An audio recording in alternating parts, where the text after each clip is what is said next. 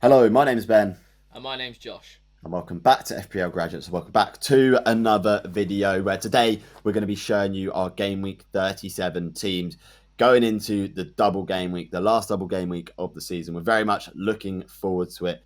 If you haven't already, please remember to subscribe, ready for next season as well. There's going to be loads more content coming your way. And let's get straight into Josh's team. Okay, then. So yeah, as Ben mentions, loads of content coming, obviously over the Euros as well. So make sure you do subscribe. Getting into my team though, horrible game week last week. Over 100% red arrow from about 1,400 up to 2,900 in the world. So not ideal. Obviously, we were trying to break into that top 1k. It's definitely not doable, but we're going to need an absolutely mammoth comeback at the moment. One of the big problems that I have at the moment as well is that I've had 6 defender injuries in the last 3 weeks, which is just not ideal for the free transfers, and that is why I potentially could be taking a -8 this week. So cracking off first of all, a potential transfer in is going to be Andre Onana. It would be Dubravka who is making way. Obviously, Nick Pope did make the bench against Burnley at the weekend, and I wouldn't be shocked to see Dubravka get rotated out for both, if not one, of the double game week fixtures. Obviously, nothing confirmed yet from Eddie Howe. Hopefully, he comes out and says Dubravka is going to play the rest of the season. He probably won't, though. So, yeah, I'm probably going to have to make a goalkeeper transfer, which is annoying, but I sort of knew that that might be the case when I brought in Dubravka on the wild card. It's just a case that I didn't expect to get this many injuries. So obviously that's the benefit of wild carding later in the season, like Ben did.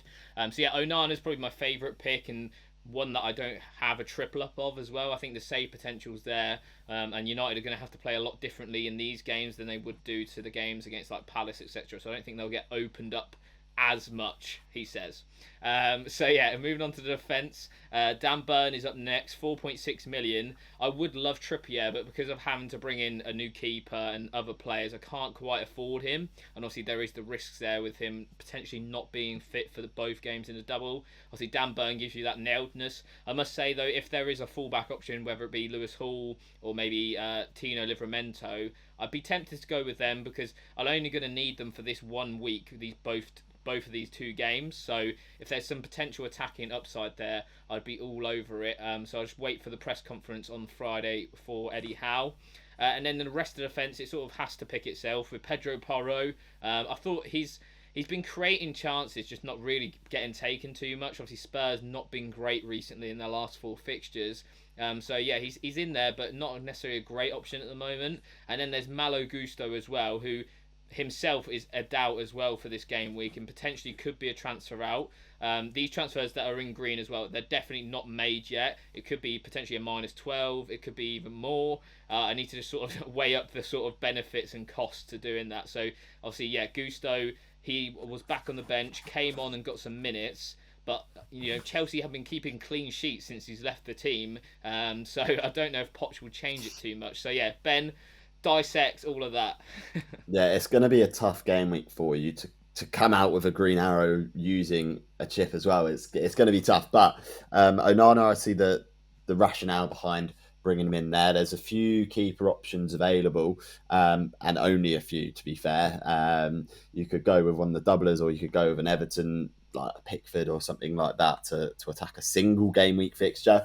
But yeah, I do see a couple of returns in this defence. I don't see many. As we said all season, I don't think there's going to be too many returns in defenders in terms of clean sheets.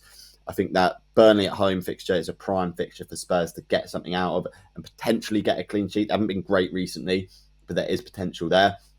And then, yeah, it's a bit of a risk again with Gusto. You're going to have to sort of wait and see on your transfers until probably the last minute to make a decision there. But yeah, overall, it's not too bad. It's not the end of the world there, but it is certainly a tough start to your team. Okay, then. So moving on to the midfield, and this is the part that actually looks okay. We've currently got Cole Palmer in there. Obviously, he's probably going to be over 100% effectively owned this week. So not much gains from him, but you need to own him obviously because he is such a good asset in FPL. After him, Kevin De Bruyne. Probably one of the only benefits of my team at the moment is having him in it. Nice differentials. He didn't return against Wolves, but I think over this double game week we should be looking at a double-digit return. Maybe picking up an assist and a goal potentially over those 2 fixtures. They're nice fixtures for Manchester City. Obviously, Fulham have nothing to play for, and Spurs not too much either really. Obviously, the gap between them and Villa is sort of stayed the same since both of them lost last weekend. Next up, obviously Son.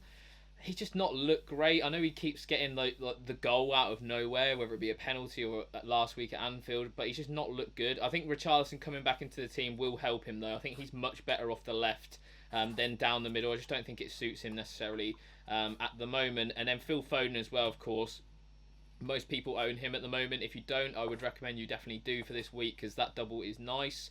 The only problem with him is minutes recently haven't been good. He's had like a small injury. He was ill, so there's that sort of maybe a little bit of risk to him. But with this title up for grabs, I'd expect these key assets for Manchester City to play all the minutes. What's your thoughts on that midfield, Ben? Yeah, I agree with the Manchester City minutes. I think De Bruyne and Foden should be fairly assured of starts at a minimum. And then obviously if they're up sort of quite heavily against Fulham, then they may sort of rotate them out for a little bit of rest and maybe a couple of early subs. But anticipate all of the key City assets starting both of those games in the double game week. Agree with you with Son. But then again, like Burnley at home could be fantastic for him. And then City at home could also be quite decent for him to get returns. Like you can't ever rule Son out of not getting some returns there because that's just the sort of player he is. And then yeah, Palmer is a one that you've got to have.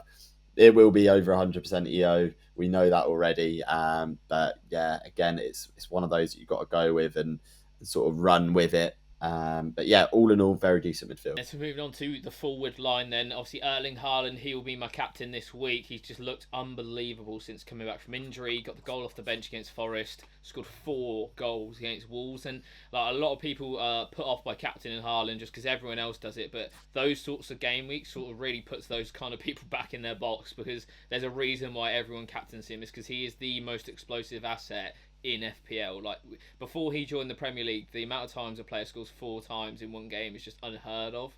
He's such an absolute unbelievable asset. So definitely captain for me, and I expect him to be captain for a lot of managers this week, especially after those 4 goals. Isak up next. Obviously, he's super high owned now as well. Missed a penalty. I think he might lose penalties, to be quite honest. If I had to predict it, just because Callum Wilson was on them before and he didn't miss, so there's no reason as to why Callum Wilson probably won't be back on them. So it'd be interesting to see that if he does keep them going forwards. And then finally, it's Rasmus Højlund. Just not been a good pick since I brought him in. Obviously, went with him over Jackson. And it's just really backfired. Been probably one of my worst transfers probably the whole season, considering how well Jackson has been playing. So yeah, obviously not going to be a transfer out though, because as you can see, my team's absolutely decimated. So he's going to stay in there. Will he get a return? I hope so. I hope so every week, but he seems to come away with 2 points every week. So what's your thoughts on that, Ben? Yeah, I think you'll be hoping for another 2-pointer in each game there, and possibly not too much coming his way in the way of returns. But Man United can surprise us on occasions with a performance against one of the big teams. So we'll have to wait and see about that. The bonus is, I guess, that they're both home games that Manchester United have. So hopefully they can turn up there. Isak and Haaland are fairly sort of self-explanatory though. Like you're looking good with that, and Haaland is safe. And sort of obviously the best captaincy choice this week as well.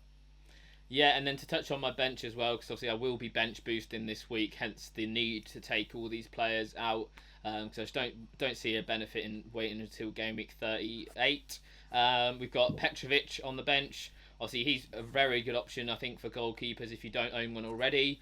What I would caveat with that is that I probably would prefer to have a double Chelsea attack, and that's definitely something that I'm considering in terms of maybe taking out Gusto if we sort of get an iffy update from Pochettino that he probably won't play one of the games. Despite Gusto's decent attacking threat, I think there is definitely more upside in the likes of Madueke or Nicholas Jackson if I wanted to go there. Garnacho up next. Again, him and Højlund both rely on Bruno Fernandes being back fit. They won't get any chances for each other if they're not like that. So yeah, it's just very individual based without Bruno, and that's not ideal for Rasmus Højlund, who gets almost 0 service as we saw against Crystal Palace.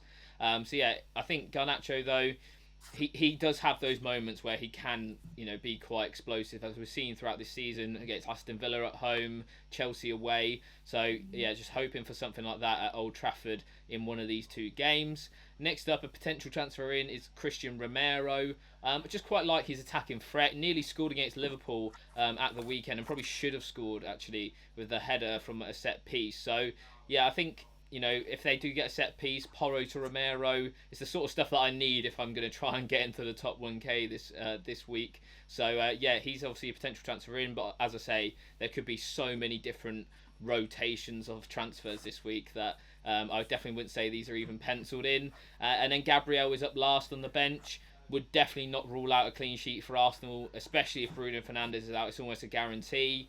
If you aren't bench boosting, you've already used it, and you have two Arsenal defenders, I'd definitely be playing them both, even if Bruno starts, because I think there's a strong chance of them keeping a clean sheet, and that would be a huge green arrow going into this week. So what's your thoughts on the bench, Ben? Is there any players here that you think need to be in my team that currently aren't? Well, the obvious one's probably, like you said, a double up maybe on the Chelsea attack, but you're sort of in a position where maybe if you get a negative sort of press conference regarding Gusto, then you could maybe justify making the moves there. But yeah, all in all, a fairly strong bench for the bench boost. Obviously, not ideal that you're going to have to take this many hits to be able to facilitate that. But that is always going to be the risk when wildcarding sort of a few weeks in advance of a bench boost. That's always a risk that you run. But all in all, it's going to be hopefully a fairly solid team for you to potentially push that green arrow. You're going to need a bit of luck to get where you want to be in terms of your ranked target, but it's definitely not out of the question. Okay, so moving on into my team, and I'm also playing the bench boost this week. A wildcarder just a couple of game weeks ago, but as it always happens, I do also have a couple of injuries. I also have 2 free transfers ready and available for myself, so I will be using both of them and potentially taking a -4 hit as well into this game. To start off in goal, we've got Petrovic, Forest away and Brighton away, 2 decent fixtures.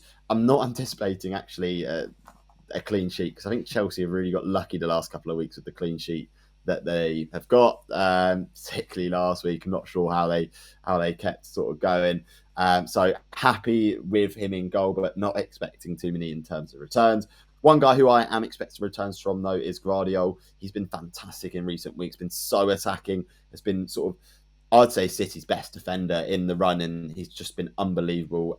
Down on the left, probably as good in terms of attacking output as Cancelo was, but with sort of a lot more defensive solidity that he adds to that City defence. And yeah, I mean, City conceded yes against Wolves, but on another given day, based on the data, they could have kept a clean sheet 9 times out of 10. Pedro Porro in there as well. I've had him in since wildcard 2. Not been too impressed by him, but like I said, the Burnley fixture is a prime fixture. I think like if he gets anything from that, anything else from Manchester City game is going to be a bonus. I don't anticipate him getting much more than 2 points against City. And then finally, Fabian Schär got injured, so we had to make a decision on the transfer, and it looks like I will be transferring in Dan Burn for this week. Again, these moves are ones that are penciled in. I think Dan Burn is a good like-for-like replacement there for Fabian Schär, and to have a bit of Newcastle defensive coverage is always good. Albeit, the defensive options aren't too great across the board, so I'm not expecting too much overall from this defence. Josh, what's your thoughts? Yeah, I think it's probably the best defence that you can get at the moment, in terms of the doublers, that is. Yeah, like you say, Gvardiol's been unbelievable. Even in games where they're not keeping clean sheets, he seems to get attack and returns anyway. So yeah, really nice option there. And obviously the other guys I have in my own team that we discussed, I think in general there's a good chance for all of them to get some sort of return, whether that be an attack and return or a clean sheet. It's just whether they do or not, which has always been the problem with defenders this season. But yeah, I think clean sheets sort of been on the up recently, so potentially some there, especially for teams that are playing teams that are sort of just on the beach, as we say, like Brighton, for example, not really going anywhere or doing anything too fast, and especially with how many injuries they've got, I think that's a good chance for the likes of like Newcastle and potentially Chelsea to keep clean sheets. Okay, and moving on into the midfield. as we know, I'm on a bench boost, so it doesn't matter too much about who's where. But at the moment, we've got Bruno Fernandes, who could potentially be a transfer out for me, dependent on whether he is injured. If he is injured, it's likely that I'll probably go with Richarlison in there instead of him. So that's the potential -4 move that I'm looking at. Phil Foden in there as well. A fairly sort of similar midfield to how Josh's looks. Foden, I think, is going to be a fantastic option for the run-in. Like we said earlier, I think the minutes are fairly assured, at least for starts in that Manchester City attack. Cole Palmer, of course, I've owned him since game week 7. Since game week 7 or 8. He hasn't gone out of my team since. He's been fantastic throughout the season. Big old flex on that one as well. Son, like I said, I think he can get a dodgy return here or there in this double game week. Against either team, I think he's just as likely to score against City as he is against Burnley, which is mental to say, but it's true. He plays well against the big six, and I'm fully anticipating, hopefully, a goal, albeit he hasn't looked too great in recent weeks. And then Gordon, who I'm really excited to own again this week, Brighton home, Man United away. I think there's goals in there this game week for Newcastle, definitely. Josh, thoughts on that midfield? Yeah, it looks really, really good. And yeah, if you're not going De Bruyne, I think this is like the best option other than that. Anthony Gordon, as we discussed in our Transfer Tactics video, unbelievable asset, someone who I haven't owned and has obviously punished me for not doing so. And I think I can see returns in both of those fixtures for him this week. Bruno Fernandes will be interesting. Obviously, there's no real update on him. Not being in the squad against Palace was a bit of a surprise, to be honest, because I'm not too sure what the injury really is. I think it could be not related to his wrist, because he's been playing with like a broken hand, wrist or something for the last few weeks. So it'll be interesting to see what that update is in regards to him, because I think, yeah, like you say, it's either going to be very positive or potentially very negative that you might miss the rest of the season or something like that. So that'll be interesting. And yeah, as I say, the rest of the midfield's really, really nice and good setup, well set up for this bench boost. Okay, and moving on to my strikers, and we have got Erling Haaland and Alexander Isak up top for me. Really looking forward to captaining Haaland again this week. I think his expected ownership is probably going to be a little bit higher than it was last week, off the fact that he scored so many goals. And Isak, like Josh said, could be off penalties, but he's going for that golden boot as well. A little bit behind Haaland, so he's going to need a bit of a haul in game week 37 if he's going to have a chance there. Josh, thoughts on that strike force before we go into the players that are on my bench boost? Yeah, really nice. Obviously, very template. Everyone's going to have both of them pretty much. So, yeah, the captaincy on Haaland, it shouldn't be anywhere else, in my opinion, unless you really, really want to chase.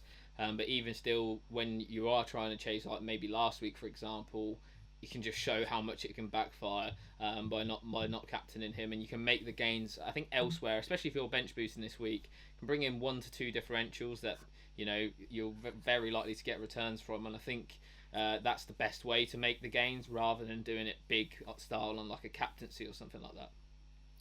Yeah, and finally on my bench boost, we have got Onana. So just like Josh, we've got him. I think there's going to be save points in there for him, but I don't anticipate any clean sheets from United at the moment. I can't hold my breath about them at all. We've got Nicholas Jackson on there. To be fair, he'll probably start in my team rather than be on the bench, because there'll be a yeah, he's been fantastic, hasn't he, in recent weeks? And I fully anticipate that continuing with how attacking Chelsea have been over recent weeks. I think a double or potential, even triple up in the attack could be on the cards for quite a few managers. We've also got Gabriel in there. He's going to be my only single game week player in this team, and I'm fairly happy with that as well. Like Josh said, I could see a clean sheet there for Arsenal if Bruno Fernandes is out. And then finally, our last transfer, Van Heck, was in the team. It is now going to be Lewis Dunk, or at least that's what it's going to be for now. I'm fairly unsure on this transfer at the moment because, like we said, Brighton are fairly on the beach at the moment. Don't look too great. Yes, they kept a clean sheet against Villa, but that's been a bit of an anomaly over the last few game weeks anyway. So it's one where he's a little bit higher priced, but I've got quite a bit in the bank to play with. It could be Lewis Dunk. It could be someone else. Josh, what's the overall thoughts there on the bench? Yeah, I think it's a very strong bench. Even if Jackson starts and you bring in, I don't know, Gordon or something to the bench, it's still really, really strong. Yeah, Gabriel for me. I think you almost like need an Arsenal defender on your bench because their ownership's going to be really, really high still. because I think a lot of managers will have Gabriel, not want to sell him because obviously Arsenal's fixture in game week 38 against Everton seems decent as well. It's just that Lewis Dunk one for me. Not much attacking threat with him, and I think you could potentially make gains elsewhere. Who to go for though is obviously the biggest problem because we're all tripled up on these better sides. So yeah, I'll leave that with you. Okay, so that wraps up the penultimate team reveal of this season. It's gone so fast. Hopefully you guys are enjoying it and hopefully you are getting to that rank that you want to achieve. Let us know what it is in the comments. And as always, please remember to like, comment and subscribe to the FPL Graduates YouTube channel. I've been Ben. I've been Josh. And we'll see you guys next time. Have a good game week, everyone.